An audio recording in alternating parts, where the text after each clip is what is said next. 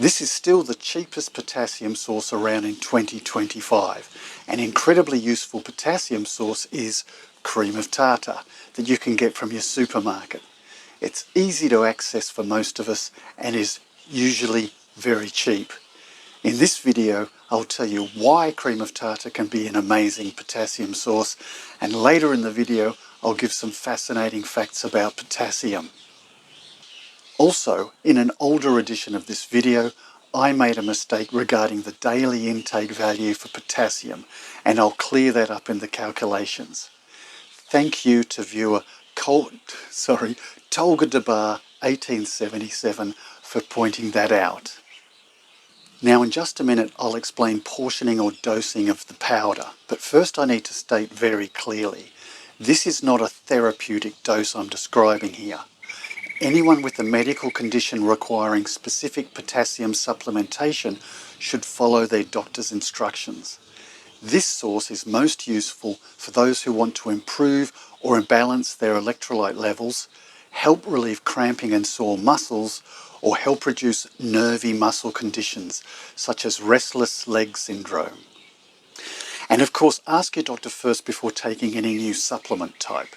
Now, in terms of balancing electrolyte levels goes, it is very common for people to add sodium and even magnesium to their diet or drinks. Over time, this strategy can lose its effectiveness because we may not be getting enough potassium to keep up with high sodium and magnesium turnover. The result of that imbalance can be continued muscle discomfort and cramping because, unfortunately, food is generally not a plentiful source of potassium. Modern foods have a lot of the potassium selectively bred out of them. Even bananas and avocados don't contain much potassium anymore. Off-the-shelf electrolyte drinks also appear to be low in potassium. For people who have very high potassium requirements, like those who do heavy work or heavy exercise in the heat, and those on very low carbohydrate diets, commercial electrolyte drinks tend not to contain enough potassium. Right, so let's get down to the nitty-gritty. Cream of tartar is otherwise known as potassium bitartrate, and I'm using my 125 gram tub as an example. Now, even though this, according to the potassium concentration, is a medium potency potassium source, it appears to be very effective for muscle relaxing and electrolyte balancing. The whole tub lasts me about 22 weeks or 5 months at a dosage of a half teaspoon about 3 times a week. The tub costs me about $4 Aussie for 5 months supply.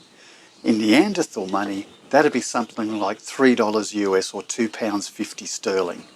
It's a medium potency potassium source, so duty of care insists I strongly suggest you ask your doctor if it's okay, just like I did. And guess what? My doctor said go ahead. In fact, when I asked him about it, he verified my sums on the approximate potassium dosage going by my 5-month usage out of the 125 gram tub. So 125 grams cream of tartar in the full tub, 16,500 milligrams of potassium per 100 grams means times the 16,500 by 1.25, which equals 20,625 milligrams. That 20,625 milligrams over 5 months, or around 150 days, equals about 140 milligrams of potassium per day. This is well below the US FDA's daily value suggestion of 4,700 milligrams daily from food.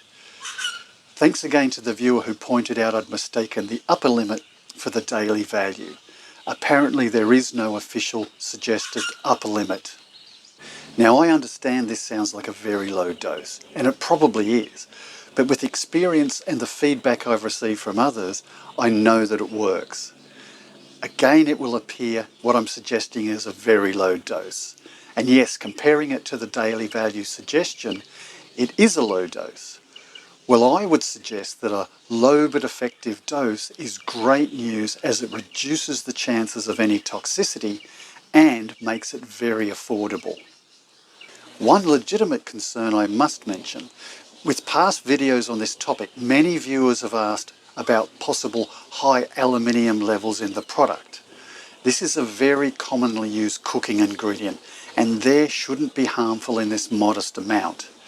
I've not been able to find any reported instances of commercially available cream of tartar or any associated aluminium causing a problem. It can apparently be dangerous for dogs in high doses, so please don't give it to your dog. All that aside, I certainly can say this stuff has been super effective for me. It's so cheap it's almost free, and it's very convenient. Just mix the half teaspoon in water or a drink and expect it to be very sour. I had a really annoying shoulder cramp for over a year, and this stuff made it disappear overnight. I could barely believe it had worked so quickly. So as promised, here are some interesting facts about potassium. 1. Pure potassium is a metal, and it will burn with a lilac-coloured flame when it comes into contact with water. The other important electrolytes, calcium, sodium and magnesium, are also metals. Electrolytes are totally metal. 2. Potassium can be used to lower blood pressure. This paper, published in the New England Journal of Medicine in 2021, points out that high potassium intake not only lowers blood pressure, but also strikingly reduces salt sensitivity. One way it helps blood pressure is by improving the function of the vascular endothelium, or the inner surface of our blood vessels. 3. Potassium is used in the production of batteries, gunpowder, glass, dyes, soaps, detergents, and is also used in gold mining. 4. The English language word potassium comes from the word potash. Potash was used as an early method of extracting various potassium salts.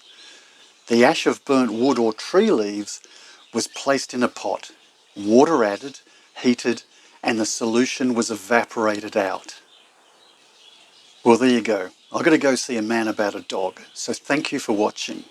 If you found this information useful, then please consider liking the video and subscribing to the channel. Have a beaut day, and I'll see you in the next one.